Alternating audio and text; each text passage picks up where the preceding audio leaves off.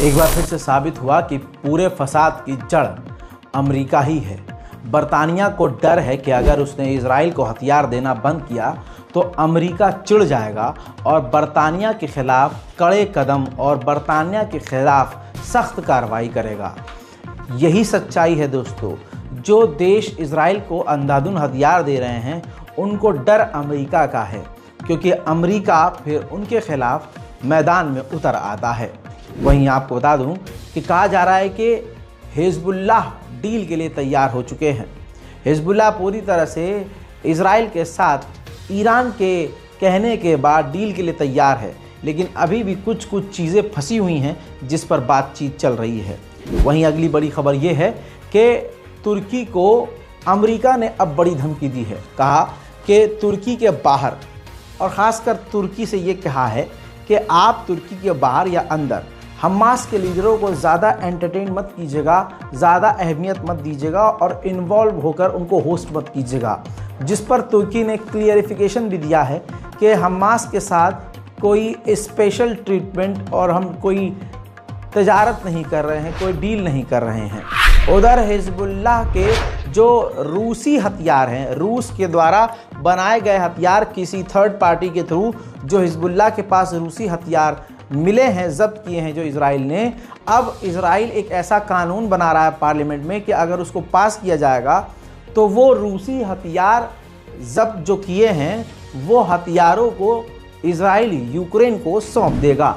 Israeli महिला settler गज़ा की ज़मीन पर पहुंची थी। वापस आने के बाद कहा कि हमने दौरा किया और हमने ये देखा और प्लान किया कि किस तरह से गाज़ा के अंदर हम सेटलमेंट करेंगे। अमेरिका के ख़तरनाक हमलों के बावजूद यमन के हूतीज़ रुक नहीं रहे हैं।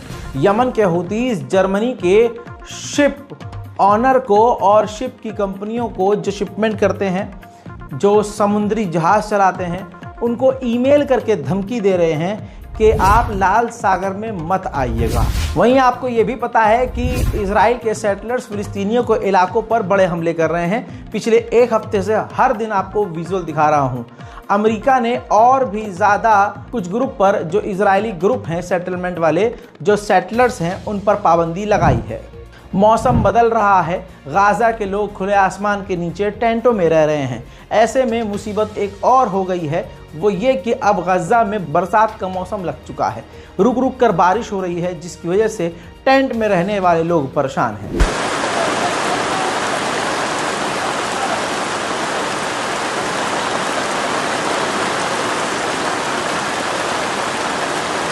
على المياه ايش اللي صار هنا؟ انت لنا مي ما شفنا الا المي غرقاني. هاي البنت بنت معاك، يا انا بتعيش ولا ما تعيشش. ايش بتسوى الحين؟ مليانين مي بنمسح بالمي. ايش بدنا اكثر من هيك؟ يعني كما نشاهد العائلات هنا تعيش في العراء. هذه الخيام غرقت قبل قليل مع أولى زخات الأمطار في هذه المنطقة. نحن أمام كارثة إنسانية يعيشها الأهالي في هذه المنطقة. ناهيكم على الأمر। स्पेन ने एक बार फिर से डेनमार्क के कार्गो शिप को अपने यहाँ रुकने नहीं दिया। जी हाँ, क्योंकि डेनमार्क का वो जहाज इजराइल के लिए हथियार लेकर जा रहा था। उधर मेरे दोस्तों, इजरायली फाइनेंस मिनिस्टर ने फिर से भड़काऊ भाषण देते हुए कहा कि अपने कैदियों को हमास से आज़ाद करवाने के लिए हमें नॉर्थर्न गाज़ा को हमेशा के लिए कब्जाना होगा, हमेशा वहां बसना होगा, रहना होगा, ताकि हमास वहां पर वापस दोबारा ना आ सके। दंगों के पहले का वीडियो आया है जिससे साबित हुआ है कि इजरायलियों ने ही नेदरलैंड में तमाम दंगे भड़काने के काम किए थे। मेरे दोस्तों, दंगे से पहले देखा गया मेट्रो के अंदर अरब के खिलाफ नारेबाजी इजरायली कर रहे थे, फिलिस्तीनियों के नरसंहार के नारे वो लगा रहे थे। देखिए।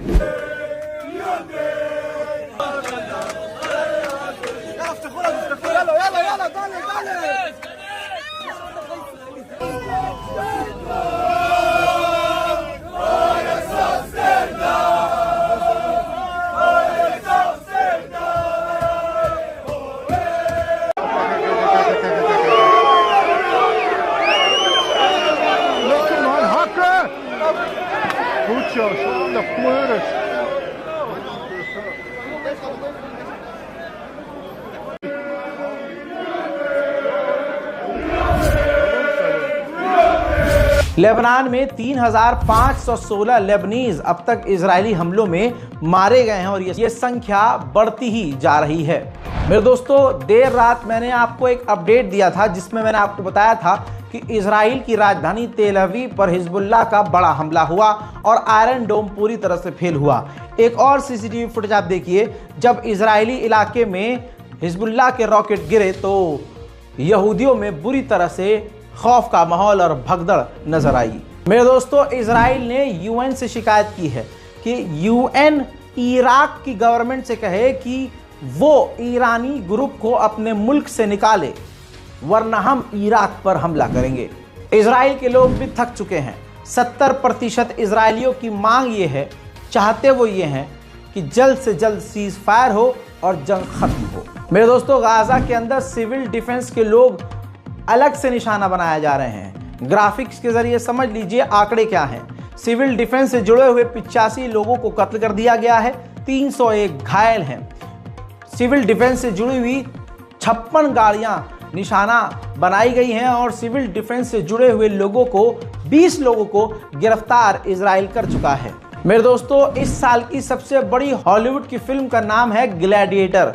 उसमें काम करने वाली एक हॉलीवुड सुपरस्टार महिला जो इजिप्तियन फिलिस्तीनियन एक्ट्रेस हैं, उन्होंने सोशल मीडिया पर फिलिस्तीन का सपोर्ट कर दिया, जिसके बाद उनका रोल पूरी फिल्म से काट दिया गया।